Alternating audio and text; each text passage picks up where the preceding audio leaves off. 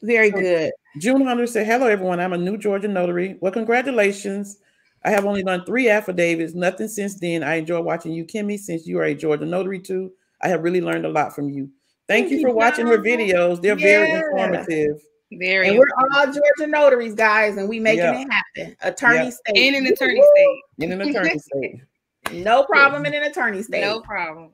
I spoke with someone from, so this is Val against, I spoke with someone from NNA who said I can only charge $5 max for travel. Is that true, or should I check with my state? I'm in Maryland. Oh, Kim, we just had somebody from Maryland. Yeah, we did. Val, that is true. Kim will speak on that. Yeah. Yeah. Val, we just had a Maryland student actually in our basic class. So that is true. You can only charge $5. So what we recommended for her is you still might want to take some of those general notary jobs if they're right near your home, because you can also charge $4 per signature. So you still might could make a little bit of money doing that, but also you want to add apostille, which is not regulated by your state. You want to add fingerprinting, which is not regulated by your state. If you haven't caught any of my apostille videos, easily those are 3 figures: 150, 200, 300. I got a job right now waiting on that's $400, guys. Yep.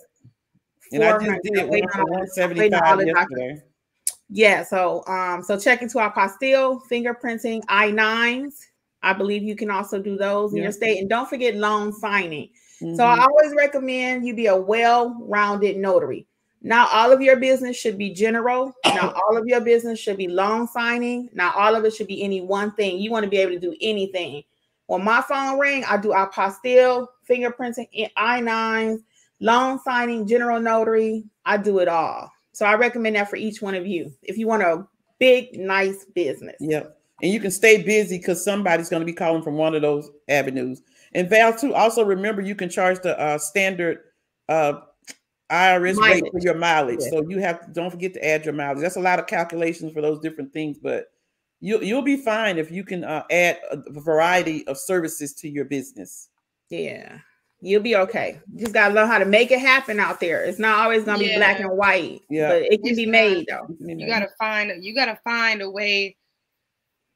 How do I say? I don't want to say a loophole, but you gotta find a way to still, get in there and get it. Yeah, add those services. Yeah, you gotta just make sure you're well versed in what you do as a notary, and you'll be completely fine, because every day somebody's calling my phone for different services. So yes, yeah. Good job, Pamela. Pamela's name is available, so that's good. Yeah, perfect. Yeah, that's great, Pam. You're ready to go. Yes, go, Pamela. Dorisa Fear says, hello, I'm a newbie just getting started. I work full-time. So what is a typical day like for you doing general notary work and LSA work daily? It just varies, Dorisa, really. Some days, most days I get calls. Some days I may get one call, and I'm very happy when that happens because I'm usually very busy. And a lot of it depends on you and your marketing. Like we've been saying in this live, the variety of different services that you offer, because no one service is going to be busy all the time. So the variety is what keeps you busy. If you work full time, you still can make it happen. You got the evenings, you got the weekends. I had a signing at 8 o'clock this morning. So general notary work and loan signing work can be done in the early mornings, in the evenings, on the weekends. It just depends on your marketing. You just got to be a good marketer. And Dorisa, another tip for you, I'm gonna let Alexis really handle that because she actually works full time and is a loan signing agent and all of that. But one other tip for you is look for the loan signing assignments that are to be determined, TBD, because that means you pick the time with the client, whatever's convenient. So it doesn't always have to be between 9 and 5. They may not be available till 8 in the evening like you, or on the weekend. So you want to learn how to work the system as far as loan signings is concerned. Okay, if you need a little help, just kind of reach out, notaryeducatorsllc.com. We'll have a conversation with you. But you just got to be a little creative. Alexis, send us a message. Yeah, from me personally, since I do work full time. So my thing is, I'm able to, I don't know if you're able to, but if you are able to answer your phone at your job, I will answer my phone. And when I'm answering my phone, it will be more so, hey, I'm busy, or I have jobs up until 4:30. Are you available at 5 o'clock? Some people, some clients say, oh, no, I need this done right now. But majority of them, they're like, oh, yeah, let's do 5 o'clock, 6 o'clock. I'm like, okay. And I'm coming to you. So I'll be at your house at 5 o'clock. Text me your address. Right before I get off, I'll text them like, hey, are we still on for 5 o'clock? I'm 15 minutes away. So you kind of just have to work it out. If you do have something set up where this is just all, you kind of just have to kind of test it out and see. But you can set something up on your voicemail like, hey, please text me. I'm with a client right now, or I'm not able to get to my phone. And then maybe it's easier for you to look at text messages, because I know a lot of people nowadays wear the Apple Watches. So maybe at work, if you have your watch on or something, or your Samsung watch, you're able to look at a text easier. So maybe, you'll have your clients text you and you communicate that way to set things up. So you kind of just really have to, you got to play around with it. You still want your money, and people still, like I said, majority of my clients, they're willing to wait and push it off. Some of them need it right then and there, but some of them, they can wait. So you just you got to play around with it, but you're still able to do general notary work. And then quickly for my loan signing part, if I can accept it, if it's a to be determined, like Kimmi was saying, cool. If not, then I just can't accept it. So you kind of got to work with it, because it's in that point, it's kind of a part-time thing. So you really have to just work with, your full-time job. But I still do amazingly. She does. Just working full-time and doing general notary work and doing my loan signing. Yeah. Andrea, you are one of our students. How's it going out there? Let us know. So good to see you here.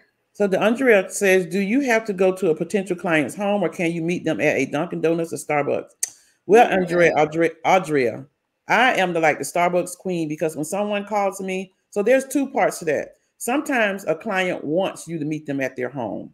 But for me, the majority of the times, I said you can meet me in my mobile office. So the best thing to do is to see where you live and see in the vicinity where your clients may be, and have the address in your phone where you can just copy it and send it to them. Because I have a Starbucks to the left, I have a Starbucks to the right, and I have a Starbucks on the other end. Especially with the climate, and it's rainy, it's cold, I usually just meet them. My mobile office is usually at the farmer's market in the parking lot, but now I had to change. So meet at Starbucks. So have the location ready. Tell them, oh, my mobile office is at Starbucks in Kroger, or my mobile office at Starbucks by, this. So just have your location already available so you can just send it to them. But they're willing to meet you at Dunkin' Donuts, Starbucks, because they know you're a mobile notary. Yep. And a lot of times they're out also. So it's actually good to have a plan B. A lot of people also have a post office in their area. So like Angela said, write down the address of wherever you want your mobile office to be, or a virtual office, and just say, hey, can you meet me at such and such? That way you already have the address. You can just text it to them and keep it moving. Any other tips on that, Alexis? Yeah. So I say pick about 3 locations. One location will be for if it's like raining, cold, or something like that. So maybe like inside of a Starbucks. Starbucks, they don't care. They have people that sit there all day working. So they see you come in, you should be fine. Pick something like that for rainy, cold. If it's a beautiful day, pick maybe outside of a FedEx, where you can just do it maybe in the back of your car really quickly. So just make sure you have a few locations. Just like they said, make sure you have those addresses ready. And depending on what's going on, if it's a sunny day, rainy day, just make sure you add that address. You can meet me here.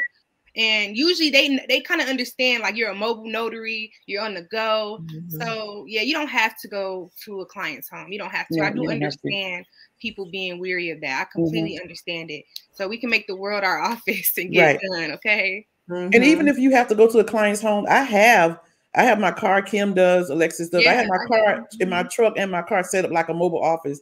I have a little table in there. I have everything they need. And so when they come out, they're like, oh, you got your own office. So you can have your trunk set up like a mobile office. And when you go to the client's house, if you prefer to stay outside, especially since it's COVID, I've never had a problem with them coming outside. They don't mind. So you can also consider that. Yeah. Normally they don't mind coming out. That's true. Very good. Get that money. You're welcome, Ty.